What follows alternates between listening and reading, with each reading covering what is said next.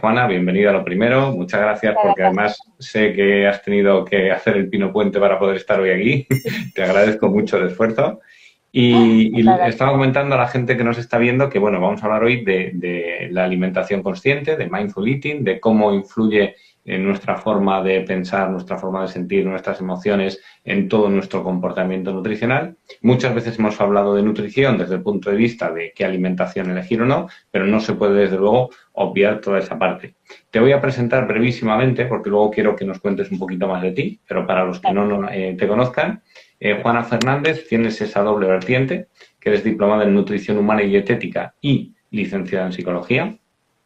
Además, psicóloga general sanitaria, máster en neuropsicología clínica, máster en neurociencias, con una trayectoria a nivel de trabajo en neurociencia, además formación en terapia de aceptación, compromiso, mindfulness.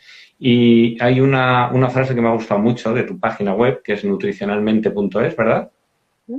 Sí. Que dices, como psicóloga y nutricionista, mi trabajo se centra en la relación con la comida, no qué y cuánto debo comer, sino en la parte emocional y psicológica y los patrones interiorizados que definen que tu alimentación se mantenga en el tiempo. Porque, bueno, todos estamos hartos de comenzar dietas, aguantarlas no sé cuánto tiempo, tirar la toalla, etcétera. Así que, Juana, cuéntanos un poquito más, por favor, sobre ti y sobre tu trabajo y cómo se relaciona con la alimentación consciente. Bueno, pues mi trabajo se centra precisamente en la alimentación, en la concretamente en la conducta alimentaria. Soy nutricionista desde hace... Madre mía, qué vieja soy. Desde hace... Es que lo he tenido que mirar 2 veces porque no me lo creía creer. No te lo creas, no te lo creas. Desde hace 18 años, he tenido que mirar el año 2 veces. ¿Verdad? Soy nutricionista desde hace 18 años y psicóloga Eso desde es que hace 15. terminaste muy joven. Sí, bueno, la diplomatura de nutrición y dietética en aquel momento era una diplomatura. No tan joven, ¿eh? Bueno, el caso que cuando yo estudié nutrición, pues entré en el 2002 en la universidad, pues la nutrición que se estudiaba en el 2002 iba a decir que era muy diferente a la que se estudia ahora, pero me consta que no era tan diferente. Entonces era una nutrición centrada en los números, en las sumas, en las restas y en los cálculos. Cuando estaba terminando la carrera, en tercero, a mí me faltaba algo, o sea, había algún fleco que a mí no me terminaba de cuadrar, porque era como, bueno, todos estos principios están muy claros, ¿no? Pero alimentarse, la conducta alimentaria, es una conducta instintiva. Entonces, a mí tantos cálculos y tanta mente y tanta voluntad no me termina de cuadrar, ¿no? O sea, hay una parte que se me escapa. O sea, comer es un acto motivacional e instintivo y no es un acto mental. Y la conducta alimentaria se estudia así, la parte fisiológica y metabólica, etcétera, pero a la hora de cómo transmito yo esto a las personas, tratamos la alimentación como un acto mental y la alimentación no es un acto mental. Entonces yo decía, aquí me falta algo, o sea, me falta, la teoría está muy bien, pero cuando tienes una persona delante, ¿qué hace que esa persona, su cabeza, le diga a su mano que coja eso y se lo meta a la boca? Porque es su cabeza, ¿no? Y entonces, bueno, pues esa inquietud que yo tenía, y yo decía, yo no me veo capaz de aplicar esto con nadie, tantos números y tantas fórmulas, me llevó a estudiar psicología. Y entonces, cuando estaba en tercero, me matriculé en psicología y bueno, durante un tiempo, durante un año hice las 2 a la vez. Y cuando terminé, y nunca he ejercido como nutricionista sin ser psicóloga. Entonces, no sé cómo es ejercer de nutricionista sin ser psicóloga. Desde el primer momento que ejercí, pues ejercí ya siendo psicóloga. Entonces, siempre he aplicado una nutrición, nunca una nutrición por sí misma, sino una nutrición basada en la conducta alimentaria. O sea, lo que yo trato en consulta es la conducta alimentaria, nunca la alimentación en la nutrición. Y hay una diferencia entre alimentación y conducta alimentaria, ¿no? Y la vamos a explicar para quien no la sepa. Cuando hablamos de alimentación, hablamos de alimentos a través de los cuales nuestro cuerpo hace algo. Y esto es la nutrición, ¿no? Y cuando hablamos de nutrición, hablamos de qué hace nuestro cuerpo con esos alimentos. Y aquí hablamos de necesidades, de macros, de micros, de metabolismo, de las hormonas, del peso, si queréis, pues del peso también. Bueno, cuando hablamos de nutrición, a veces confundimos nutrición y alimentación, pero las englobo en el mismo sitio, hablamos de esto. Pero cuando hablamos de conducta alimentaria, hablamos de una conducta. Y como cualquier otra conducta, las conductas están precedidas de pensamientos, emociones, significados, experiencias anteriores, un bagaje, una historia personal. Entonces, sí, tratarla, cuando yo lo que quiero es hacer un cambio en mi conducta alimentaria y lo hago a través de manipular la alimentación, puede que no tenga efecto, porque manipular la alimentación no cambia la conducta alimentaria. Sin embargo, tratar la conducta alimentaria sí que cambia la alimentación, porque la alimentación, ¿vale? ¿Qué le dice mi cabeza a mi mano que coja y se meta en la boca? Sí depende de todas esas experiencias, mente, emociones, significados que hay detrás. Sin embargo, intentar cambiar lo que como no va a hacer que cambien experiencias, significados y toda esa parte mental y emocional y motivacional que me lleva a comer, ¿no? Entonces, bueno, es empezar la casa por los cimientos. Fenomenal, porque al final entiendo que esto puede dar un poco respuesta a una contradicción, que es que hay más información que nunca sobre nutrición. Cualquiera se mete en Google un ratito y tienes 18.000 entradas, puedes ver de los mejores, de universidades, estudios, todo lo que quieras, pero sin embargo, por ejemplo, la obesidad no para de crecer, los trastornos alimentarios de todo tipo también, entonces no casa una cosa con la otra, no es, como tú dices, un tema meramente de información o mental. Bueno, más allá que la obesidad así categorizada no esté tan directamente relacionada con la alimentación como creemos, ¿vale? Aparte de eso, sí que es verdad que los trastornos de alimentación no paran de crecer y sí que es verdad que cada vez tenemos más información y desinformación sobre alimentación. Sin embargo, eso no se está traduciendo en unos mejores hábitos de alimentación, sino en peores. Por ejemplo, en personas que hacen dieta, que llevan 15, 20, 30 años a dieta. Este es el peor hábito de alimentación que existe. Para mí, el peor hábito de alimentación que existe es el hábito de ponerse a dieta.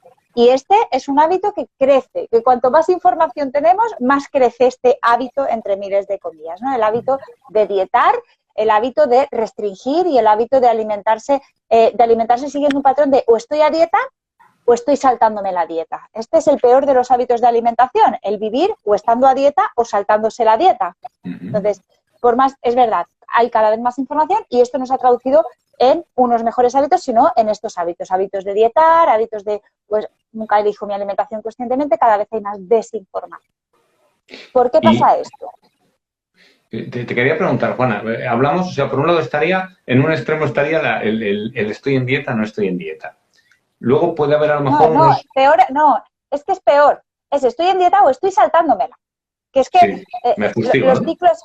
Sí, los hábitos son así, o sea, los ciclos son así. O estoy a dieta, o estoy saltándome la dieta, que significa o estoy comiendo todo lo que cuando estoy a dieta no me permito comer. Entonces, en ningún momento estoy eligiendo conscientemente mi alimentación, en ningún momento estoy teniendo una alimentación que sea acorde a mis apetencias, a mis valores, a mis propósitos. No, o estoy siguiendo la regla o estoy rebelándome contra la regla. En ningún momento estoy en ese centro. ¿Y cómo se cubre ese espacio? Es decir, seguro que mucha gente que nos está escuchando a lo mejor dice, no, pero hombre, yo no estoy a dieta, yo lo que hago es que voy incorporando hábitos nutricionales poco a poco, etcétera. ¿Cómo se relaciona todo eso? ¿Cómo pasamos de estoy a dieta, me salto la dieta, a introduzco cambios nutricionales o una visión más amplia, como tú dices, de, oye, yo soy más que lo que como, hay mucho detrás? ¿Cómo empiezo a bucear ahí? Claro, es importante entonces entender que la alimentación, como decía antes, no es un acto mental, alimentarse es un acto instintivo, emocional y motivacional, por más que queramos intelectualizarla y hacerlo un acto mental. Y entender eso es entender que la alimentación cubre muchas funciones y poder darle espacio a eso, a qué funciones cubre la alimentación. Y no empeñarme en que la alimentación cubra solo X funciones. Yo, que tengo ejemplos para todo, porque soy la señora de los ejemplos, tengo 2 ejemplos maravillosos para explicar esto. Uno que tiene que ver con algo muy fisiológico y otro con algo emocional, para que lo entendamos. Y alimentarse es tanto fisiológico como emocional. Imaginaos que llega a mi consulta alguien y me dice, mira, Juana, últimamente tengo un problema y tengo unos ataques de ira, de rabia, mira, es que no los puedo contener. Y cuanto más los intento contener, más exploto. Y esto ya me está trayendo problemas en mi casa, con mis compañeros de trabajo, con mi familia, con mi pareja, con mis hijos. O sea, cada vez estas explosiones son más. Y cuanto más las intento controlar, más explotan. Y yo le digo, pues hombre, no te preocupes, mira, ya está, yo tengo aquí la solución. Te voy a dar aquí un papel y te voy a escribir. Te vas a enfadar un ratito de 8 a 8 y media. Luego te vas a enfadar otro ratito de 9 a 9 y cuarto. Y luego por la noche te vas a enfadar otro ratito más de 8 a 8 y 10. Entonces la persona me diría, Juana, no has entendido nada. O sea, esto no depende de mí. No es algo que yo pueda controlar, porque si pudiese controlarlo no habría venido a que tú me ayudes. Pues esto muchas veces nos pasa con la alimentación.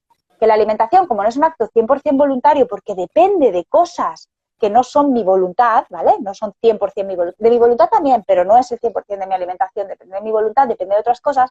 Factores que si no estoy teniendo en cuenta, intento controlarlos, cada vez van más a la explosión. Y tener un papel, digo un papel, pero puede ser una norma mental que diga qué tengo que comer, no va a hacer que esos factores desaparezcan, por mucho que yo lo tenga escrito en un papel. Sí, sí. ¿Y cómo podemos, o sea, entiendo lo que dices, yo creo que todos los que alguna vez hemos intentado cuidar la alimentación de un modo o de otro sabemos de lo que nos estás hablando.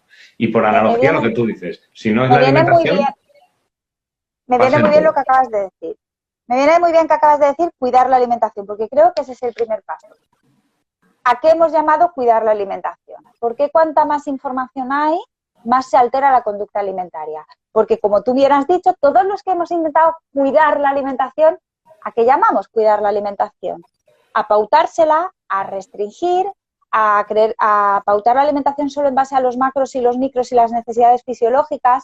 En ese cuidar mi alimentación he tenido en cuenta la necesidad emocional que cubre la comida, la necesidad social, la necesidad de cohesión. He tenido en cuenta esas necesidades que también son cubiertas por comida, o he llamado cuidar la alimentación a intentar pautarla en base a reglas sin tener en cuenta esas otras cosas que se van a acabar cubriendo con mi permiso o sin mi permiso.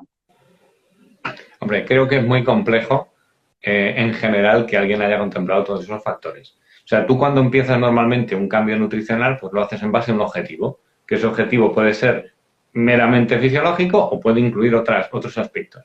Pero es muy raro, o sea, yo honestamente, tú que ahora me cuentas la experiencia de consulta que tienes todos estos años, pero yo en mi entorno me imagino a alguien comenzando un cambio nutricional por el motivo que sea, y yo creo que nadie se para a pensar en esas cosas, lo cual es un fallo probablemente. Nadie que no haya ido a una consulta donde se trate la conducta alimentaria. Iba a decir la mía, pero no es solo la mía porque afortunadamente cada vez hay más. Hace 18 años no, hace 18 años era una cosa muy rara y de hecho a mí no me querían ni ver por el colegio de nutricionistas. De hecho no sé si todavía me quieren ver mucho, si hay alguien por ahí viéndome, un besito, pero últimamente y cada vez más y en los últimos años, es verdad, sobre todo en los últimos 5 o 7 años, cada vez hay más profesionales con una visión mucho más holística de lo que es la alimentación, teniendo en cuenta, bueno, porque es que al final la evidencia está ahí. Por mucho que yo me empeñe que la alimentación son 2 y 2, 4 y los macros y los micros, continuamente me encuentro personas que intentan ponerlo en práctica y en algún momento dicen, es que no he podido. ¿Están todas las personas equivocadas? Bueno, pues los profesionales de la salud somos a veces tan egocéntricos, y me incluyo, que vienen 100 personas diciéndome que lo que le he dicho que hagan no le ha funcionado y en vez de decir es mi método el que no funciona porque probablemente me lo han enseñado mal en la universidad, digo son las personas las que no funcionan. Es que, no se adhieren al tratamiento. Sí, es que somos, no hay adherencia al tratamiento, pero vamos a ver. Si 100 personas te han venido a la consulta y a 100 personas no le ha funcionado lo que tú le has dicho que hiciesen, y no te digo que sea culpa tuya, porque quizás es que tú mismo lo has aprendido mal en la universidad o donde hayas estudiado, pero no podemos ser tan egocéntricos, decir, no, el problema lo tienen las personas que no adhieren a los tratamientos. El problema nunca son los tratamientos y el problema nunca somos nosotros, es que somos terroríficos. Entonces, bueno, esto también creo que empezaría por ahí la cosa. Creo que la cosa empezaría por cómo cambio yo mi manera de acercarme a la comida, dejar de ver la comida algo a controlar y empezar a ver la comida algo a elegir con consciencia, ¿no? Hablamos de alimentación consciente, dejar de ver la comida como la comida algo a controlar y empezar a ver la comida como algo a elegir con consciencia, eligiendo los profesionales con los que lo voy a hacer. Si yo al profesional que voy le digo, mire, yo he intentado poner en práctica lo que me ha dicho, y hay algo que se me escapa y no puedo, y el profesional me dice, es que no tienes fuerza de voluntad o es que no te has esforzado bastante, pues quizás esta persona no me puede ayudar. Entendido. Tienes razón en lo que dices y además Es que en todo, y es así, o sea, nosotros nos debemos a los resultados, estamos para echar una mano al paciente, para ayudarle a que consiga los objetivos. Si no consigue los objetivos, el problema, no, o sea, nosotros no estamos cumpliendo nuestra labor, No. totalmente de acuerdo. Y Y si no una le puedo pregunta, ayudar, y si no le puedo ayudar yo, pues para eso estamos, ¿no? Y creo que cuando se trabajan con personas hay una parte muy vocacional, la más importante, que es muy vocacional, esta parte asistencial, de decir, mi intención es ayudarte, quizá yo no sepa, voy a buscar quién puede hacerlo, o voy a buscar la información, ¿no? totalmente. Una pregunta, Juana, según estabas diciendo, el acudir a ese profesional que tenga una visión más amplia. Perfecto. Tomar conciencia de nuestra alimentación y empezar a hacer estas lecciones conscientemente, ¿requiere del acompañamiento de un profesional o realmente es algo que se podría empezar a cultivar cada uno en su casa? Creo que, a ver, podría yo, pues, yo qué sé, tirarme la cocina de mi casa y alicatármela y instalarme los grifos y tal, podría, con unos cuantos tutoriales de YouTube y tal, pero voy a gastar una cantidad de recursos y de energía y además el resultado no sé yo cómo va a ser, ¿no? Que hay profesionales, o sea, quiero decir Ok, que voy a ponérmelo fácil, voy a hacer un uso eficiente de mis recursos, no voy a dar palos de ciego, voy a ir a lo seguro, ¿no? comprendido, perfectamente. Sí, lo de alicatar el baño definitivamente me ha convencido. Yo para cambiar un Con enchufe paciencia. ya me cuesta. ¿Y cómo sería la consulta? O sea, si alguien se acerca a un profesional que tenga este enfoque como tú o como cualquier otro que pueda existir, ¿qué puede esperar? Pues puede esperar que se vea su alimentación mucho más allá de qué come, sino del por qué y para qué lo come, cuál es la motivación, la emoción, la parte mental, los patrones neuroconductuales, que a nivel endocrino, cómo está, o sea, qué es lo que hay detrás de ese resultado final que es su conducta alimentaria. Su conducta alimentaria, nunca vemos la conducta alimentaria ni como el problema ni como solución. La conducta alimentaria es el resultado de otras cosas. Entonces, el problema y la solución están en otras cosas. Ese ver un pasito más allá. Sí, sí, tienes razón, que muchas veces nos centramos a lo mejor en esa parte y, como tú dices, es la consecuencia de una serie de procesos que no somos conscientes. Eso es. Y entiendo que toda esta parte inconsciente, que a lo mejor es lo más gordo de iceberg que está debajo del agua, es lo que provoca, volviendo al tema que habíamos comentado antes, este incremento de trastornos de la conducta alimentaria. Sí, porque hay mucha desinformación y luego, bueno, hay mucha presión, ¿sí?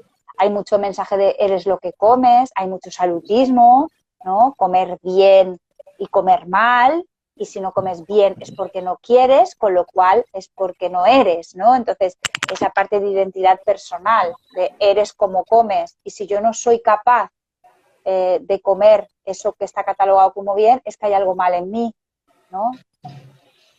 Sí, Entonces, sí. esto es una Y, pescadilla que y se muerde la cola. esa presión, Juana, puede que sea especialmente importante, por ejemplo, en periodos como la adolescencia, que muchas veces sí que se manifiestan trastornos hacia la comida. Sí, porque la adolescencia es un periodo muy sensible, es una etapa sensible, sensible a prácticamente todo, ¿no? A cualquier trastorno, porque es una época de cambio, es una época en la que es un periodo de la vida vital en el que la personalidad se está formando, en el que los valores y los principios se están formando, en que la información, pues el procesamiento de la información, ¿no? La manera de procesar la información todavía no es la manera de procesar la información de un adulto, en el que, sin embargo, hay mucha presión, sobre todo de los iguales, del grupo social. Entonces, sí, es un periodo en el que la autoestima, sobre todo la autoestima y el autoconcepto, ¿no? La identidad personal se está formando. Entonces, la imagen corporal o la manera de alimentarse, porque al final es esto, no hemos convertido la comida en un método, en un medio para manipular el cuerpo y el cuerpo un medio para manipular ¿qué? Mi autoestima, mi identidad personal, mi seguridad personal. Entonces, la adolescencia, que es un periodo sensible donde la autoestima se está formando, la identidad personal está en construcción, pues hay un riesgo de que sobreidentificarse con el cuerpo y que parte de la identidad personal sea a través de la imagen y del cuerpo y la comida como manera de manipular esa imagen, ese cuerpo, y ahí es cuando se empieza a hacer el pastel, porque intento manipular la conducta alimentaria y la conducta alimentaria se altera, el mecanismo de la conducta alimentaria se altera. Entendido, entendido. O sea que al final, en este caso en concreto, bueno, realmente en todos, ¿no? Pero en este caso en concreto no tendría sentido, lo digo por si alguien que nos está viendo tiene, por ejemplo, algún hijo que está en esa situación, realmente no tendría sentido trabajar exclusivamente en el tema nutricional. No. ¿Y qué? Cuando hay Sí. Perdona, pero cuando hay un tema de conducta alimentaria, nunca tiene sentido trabajar exclusivamente el tema nutricional. Por lo que hemos dicho, ¿no? Porque si mi problema no es la alimentación, sino la conducta alimentaria que da como resultado esa alimentación, no va a ser manipulando la alimentación que cambia la conducta alimentaria. Sí va a ser sanando la conducta alimentaria que cambie la alimentación, el patrón alimentario, vaya. Entonces, Totalmente. identificar si mi patrón alimentario es consecuencia de esta conducta alimentaria alterada, ¿vale? El mecanismo de la conducta alimentaria alterado, o es otra cosa. En tu página web también veía dentro de la formación que ofreces y de la información que hay en ella, hablabas de una serie de etapas y comenzabas hablando de aumentar la autoestima y potencial personal. He entendido yo tal vez como un primer paso para abordar estos trastornos de la conducta alimentaria. Realmente, cuando hay un problema a nivel de este tipo de trastorno de la conducta alimentaria, ¿suele haber un problema de autoestima o no necesariamente? De identidad personal tremendo. Okay. De la persona que se sobreidentifica con su conducta alimentaria. El yo soy esto que me pasa. Y entonces es lo que tú dices. Yo creo que ninguno tenemos herramientas probablemente para afrontarlo, pero en determinadas etapas que somos más vulnerables todavía es más difícil. Todavía menos. Y de ahí entiendo toda la importancia de esto y de comenzar a cuidarse, entiendo, aparte de no identificarse, mejor, de no identificarse con esa conducta alimentaria, la necesidad, como tú hablas, de cuidarse, de autocuidarse, de instaurar unos hábitos de autocuidado. Eso, de nuevo, es... O sea, hay que reconciliarse con uno mismo para poder cambiar el trastorno alimentario. Sí, sin duda. Sin duda. Hacerlo desde la lucha no va a funcionar, porque desde la lucha es desde donde se ha hecho todo hasta el momento. Entonces, o lo haces, que necesitas, yo siempre digo que te necesitas de tu parte, no en tu contra, ¿no? Que te necesitas como aliada o aliado, no como enemigo. Entonces, normalmente, el intentar cambiar la conducta alimentaria, sea un trastorno de alimentación o una alimentación trastornada, que no llega a ser un trastorno de alimentación, pero un mecanismo alterado de la conducta alimentaria, normalmente se intenta solucionar y arreglar a través de la lucha y del control. Y la lucha y el control son parte del problema, no de la solución. Entonces, o lo haces desde la alianza o vas a seguir retroalimentando parte de... O sea, es que la lucha es parte del problema. Okay. No va a ser a través de ella que vas a solucionarlo. Precisamente ese trastorno alimentario puede ser una exteriorización de un exceso de control, gente que quiere tenerlo todo muy, pues eso, muy controlado, muy asegurarse que todo funcione en un determinado orden, o no necesariamente. Desde luego el control juega un papel importante por lo que decía, porque la conducta alimentaria es una conducta emocional, motivacional e instintiva, y cuando se intenta controlar, pues se altera. Es como si intentases controlar cualquier otra conducta motivacional, emocional, instintiva. La conducta sexual. Como te empieces a pautar las relaciones sexuales lunes, jueves y domingos de 6 a 6 y cuarto y te pautas lo que tienes que sentir o lo que no tienes que sentir, vas a tardar 0, nada en empezar a desarrollar obsesiones y compulsiones con la conducta sexual. Pero con cualquier otra conducta que tenga sus propias reglas y su propio mecanismo. Entonces, la conducta alimentaria tiene sus propias reglas y mecanismos innatos que no necesitan de mí. Cuando lo intento controlar y lo intento alterar, digamos que se van de punto. Lo que hago es hacer que se altere el mecanismo. Entonces, sí, el control tiene un papel en el Y entiendo que precisamente lo que tú estás diciendo de entrar, salir de la dieta, frustrarse porque me la he saltado, etcétera, es un círculo vicioso. Es más de lo mismo, ¿no? Hay mucha dependencia, se genera esa dependencia, la dieta como control y o sea, la dieta como control, pero ese control me lleva a alterar el mecanismo de la conducta alimentaria y que se escape a mi control, ¿no? Entre comillas, y entonces vuelta a empezar. Y en esta línea de romper esa pauta que, como tú dices, pues cuanto más luchas contra ello, ¿no? Parece que más te quedas enganchado. Alguien que nos esté viendo ahora y que diga, oye, mira, pues yo llevo tiempo ya en esto, aparte de acudir a un especialista, ¿no? Que sería la mejor opción, ¿hay alguna otra pauta sencilla que le pudiésemos recomendar, que podamos empezar a, no sé, a permitirnos a trabajar en ello para ver cambios? Sí. El dejar de sobreinformarse me parece la pauta más sencilla, y porque muchas veces paso de mi obsesión y de mi preocupación excesiva por la alimentación a mi obsesión por sanar mi conducta alimentaria. Entonces empiezo a sobreinformarme, a no sé qué, y cada vez tengo más lío. Entonces en un sitio he leído que lo que tengo que hacer es permitirme todo lo que me apetece, y en el otro he leído que no sé qué, y en el otro he leído que no sé qué. Entonces, dejar de sobreinformarse, parar un momento, observarse sin juicio. Esta es la parte más importante, el observarse sin juicio. Ok, ya estoy haciendo algo para tratar mi conducta alimentaria, que es, de momento voy a... No, mira, yo siempre digo que cuando se te estropea el mando de la tele, tú puedes ponerte a darle golpes y igual lo arreglas o igual te lo cargas más. O puedes, sin tocarlo, solo observar, sin hacer nada, mirar, a ver si mirando solo averiguas dónde está el problema, y entonces irás a tocar justo en la tecla que es y no al azar. Entonces, muchas veces esta al final se acaba convirtiendo en una compulsión de sanar. Necesito saber qué hacer, qué hacer, qué hacer. Estoy tocando todas las teclas al mismo tiempo, y aquello, en vez de funcionar, cada vez se altera más. Entonces, observar sin juicio la propia conducta alimentaria para identificar, creo que es el primer paso, y dejar de sobreinformarse. Eso es cierto, muchísima gente le pasa lo que tú dices, ¿no? Empiezas a informarte en un sitio, en otro tienen un enfoque absolutamente distinto. Unos te dicen que tienes que basarte en la fuerza de voluntad, otros te dicen que no, otros te dicen, bueno, incluso tipos de comida, ¿no? Que son, y acaba generando una sensación de estar perdido y de tensión a la persona que es absolutamente brutal.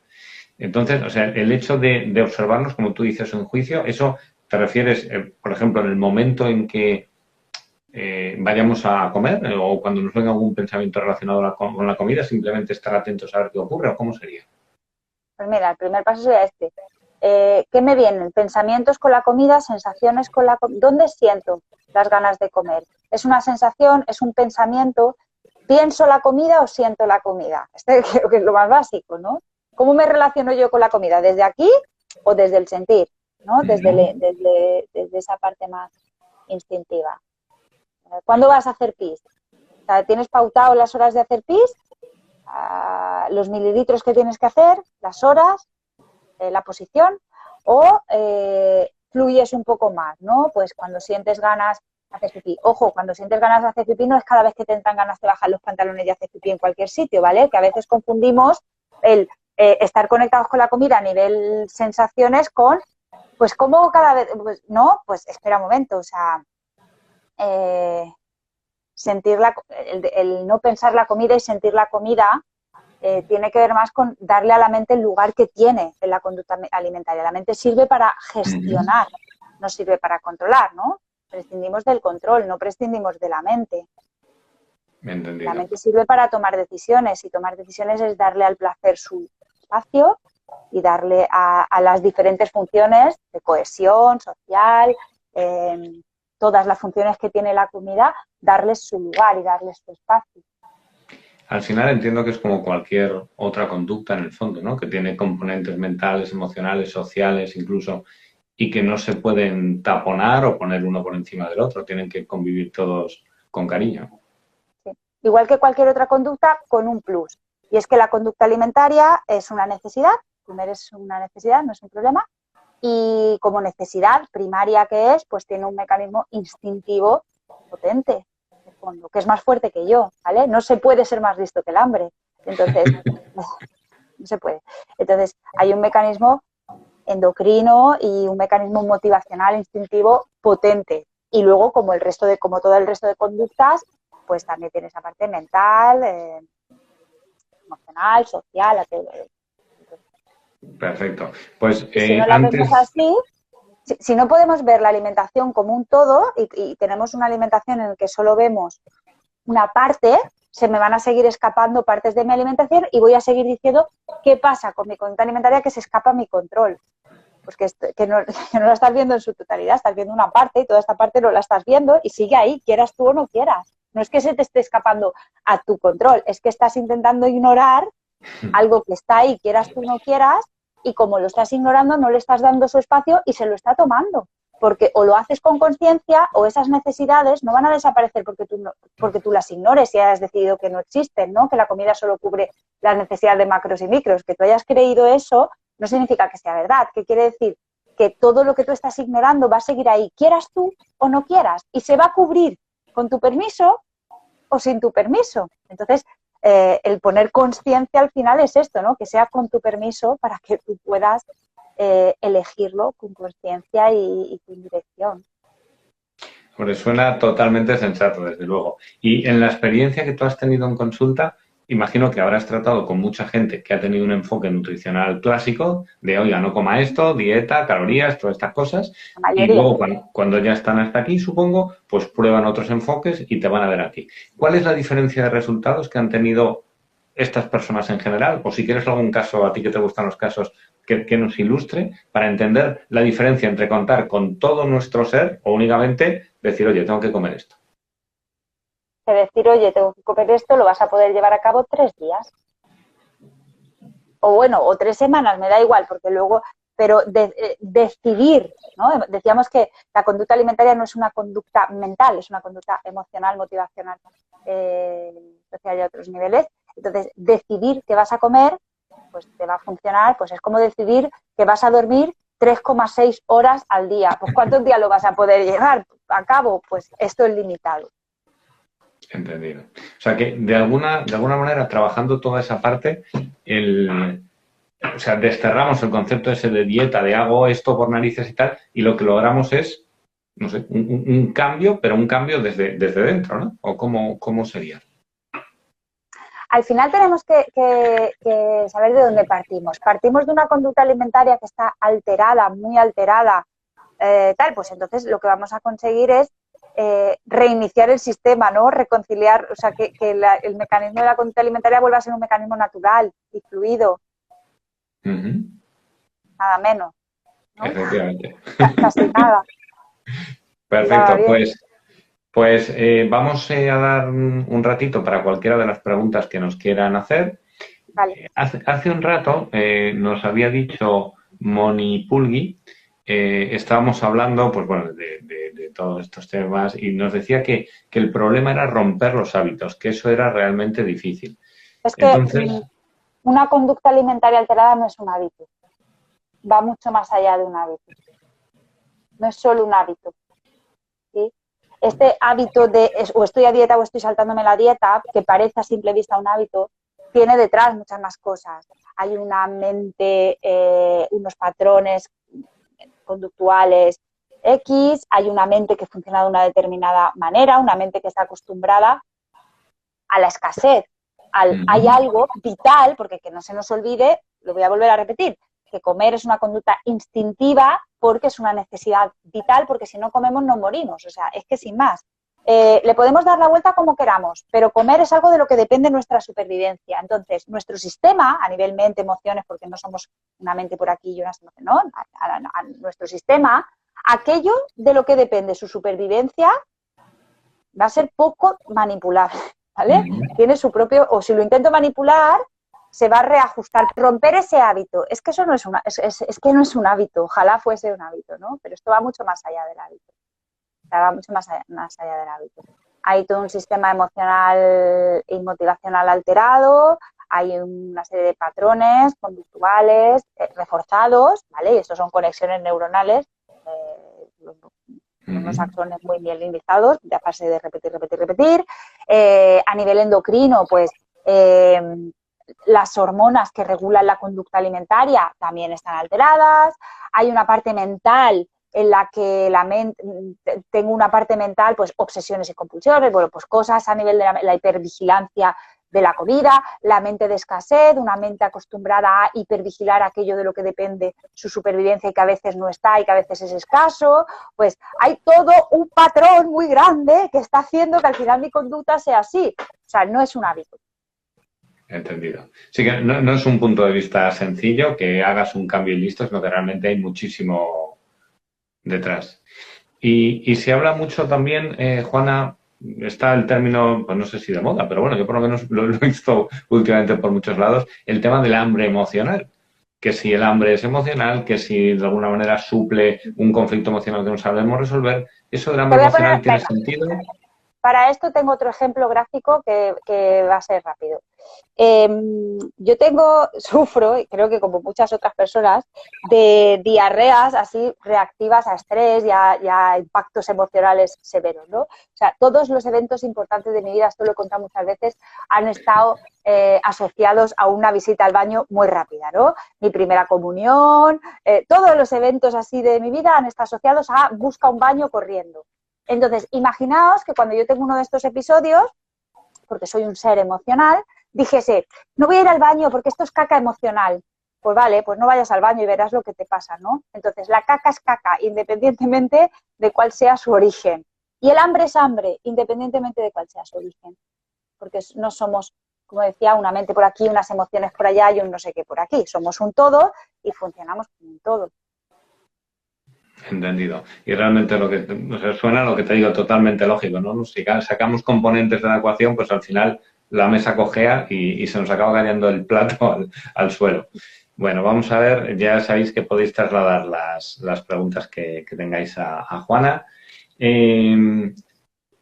Comentaba antes, porque bueno, pues conozco varios casos de personas que al final una conducta que en sus hijos no habían identificado como un trastorno alimentario, poco a poco han ido tomando conciencia de ello y cuando han querido actuar, pues ya costaba trabajo. ¿Hay alguna forma, hay alguna señal que pueden estar atentos los padres para intervenir en estos casos?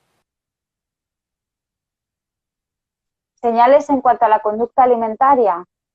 Sí, algún factor inicial que digamos, oye, si estás observando que tu hijo o hija en época de adolescencia, por ejemplo, o cuando sea, empieza a hacer X. ¿Sabes la dificultad más grande que me encuentro yo aquí? Que muchas de las señales de alarma están muy normalizadas y muchas veces es dentro de la propia familia lo que está normalizado. Por ejemplo, que llegue el hijo o hija adolescente a casa y diga, quiero quitarme la cena, ¿vale? Pues en algunos casos no es tan raro, pues quiere perder unos kilos, es que además le sobra, o sea que ni tan mal si se quiere quitar la cena, se está cuidando, ¿vale? Entonces muchas de las banderas rojas están muy normalizadas, tan normalizadas porque, bueno, al final la cultura de dieta del quitarse, del restringirse, del manipular la alimentación o del intentar manipularla y tal, está tan normalizado que muchas de las señales de alarma pueden estar normalizadas. Entonces, bueno, un interés o una obsesión o un pensar más en la comida de lo habitual. Entendido. ¿Sí? Que se despierta un interés, lo que tú dices, de repente, o bueno, no de repente, pero que desde luego está tremendamente pendiente de ello. Por controlar, por leer etiquetas. Es que son cosas que están tan normalizadas, sí. ¿No? El leer etiquetas, pues mira qué bien, el niño se nos preocupa ahora de lo que come, ¿no? Entonces pueden pasar muy desapercibidas. Es complicado, efectivamente. Bueno, menos mal que estáis aquí para echar una mano. Mira, Psiconutrición Verónica Marcos nos pregunta, ¿qué opinas del descontrol de impulsos en TCA y de la adicción a la comida?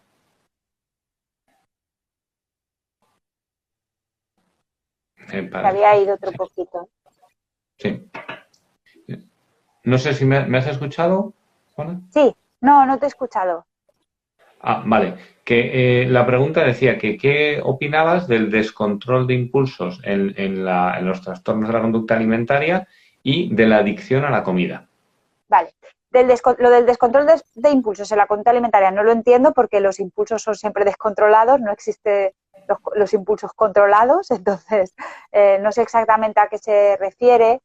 Pero bueno, los impulsos, cuando hay impulsividad, en casi todos los trastornos de conducta alimentaria hay un factor impulsivo y en algunos también hay un factor compulsivo, que son dos cosas distintas y nacen de distintas cosas.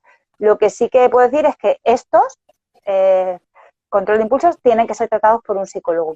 Entonces, si yo soy un nutricionista y a mi consulta me llega alguien que tiene un problema de impulsividad o compulsividad, he de derivarlo rápidamente a un psicólogo o a un psiquiatra. Eso es lo que opino. Y respecto a la adicción a la comida, opino que no existe la adicción a la comida porque no se puede ser adicto a algo que necesitas para vivir. No se puede ser adicto a hacer caca, no se puede ser adicto a dormir, no se puede ser adicto a hacer pipí y no se puede ser adicto a comer. Porque no se puede ser adicto a algo que necesitas, ¿vale? Bueno, en el sentido estricto de la palabra, sí, somos adictos a comer, somos adictos a dormir, somos adictos a hacer pipí, somos adictos a cualquier cosa que necesitamos, ¿vale? Ahora, puede haber a nivel dopaminérgico, no porque la comida tenga ninguna sustancia que a nivel dopaminérgico, pero sí que la restricción de comida hace que haya una sensibilización a nivel dopaminérgico en la que los mismos estímulos tienen un mayor efecto reforzador por el hecho de haber sido deprivado de este refuerzo. O sea, cuando yo me privo de algo, ese algo, su valor reforzador aumenta un 800%. Si yo todos los días le compro a mi hija, que tiene 5 años, un juguete, pues mira, es que llegar a su cumpleaños y recibir un juguete, pues no tendrá un valor tan grande. Pero si mi hija recibe juguetes en ocasiones especiales, ¿vale? Probablemente el valor reforzador de ese juguete será distinto. Entonces, aquí hay una sensibilización. Pero ¿qué pasa? Que los juguetes no son algo que se necesitan para vivir. Sin embargo, con la comida pasa al contrario. El efecto es que yo tengo que recibir comida todos los días, cada día, en una cantidad suficiente. Si yo me privo de comida, mi sistema dopaminérgico va a reaccionar porque está en deprivación de algo que necesita para vivir.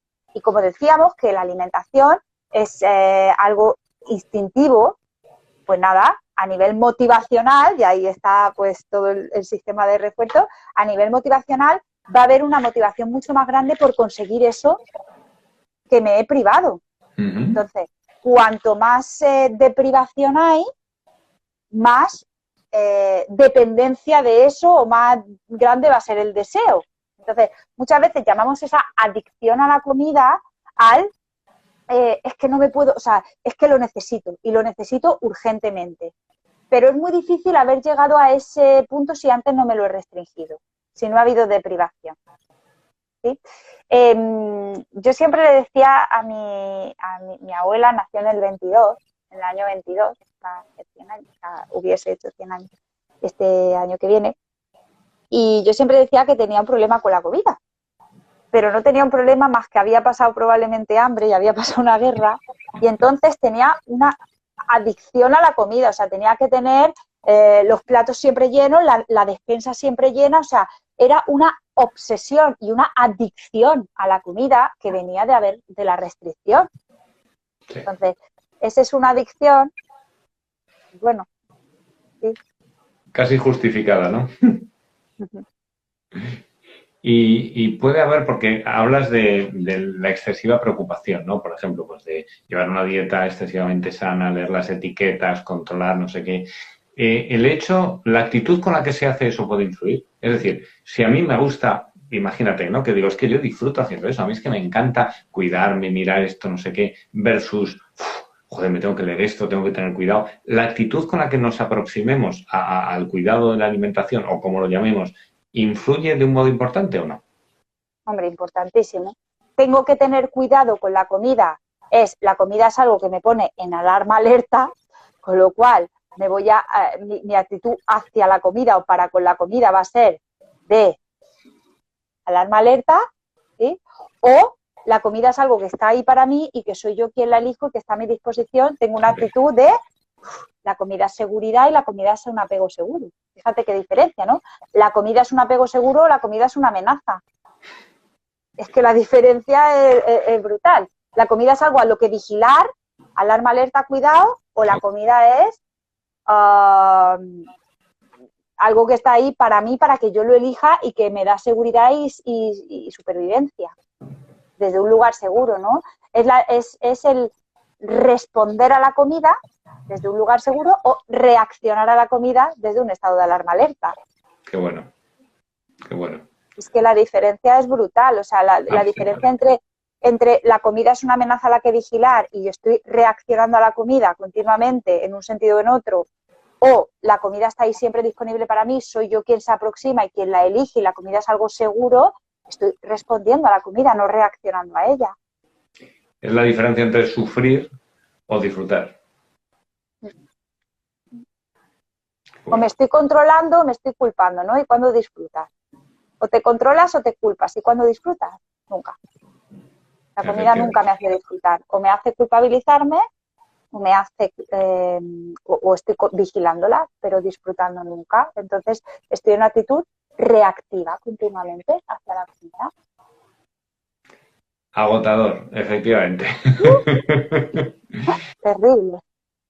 Pues, Juana, muchísimas gracias. No queremos abusar más de tu tiempo. Ya estamos en lo que habíamos planificado. Gracias por hacer un huequecito.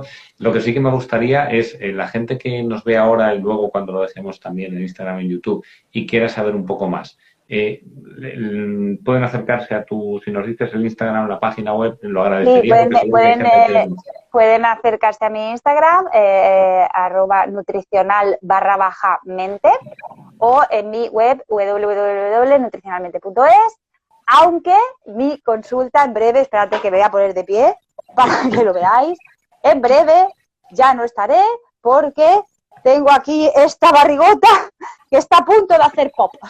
Entonces, tengo que irme a parir y porque soy una mamífera y entonces, pues esto.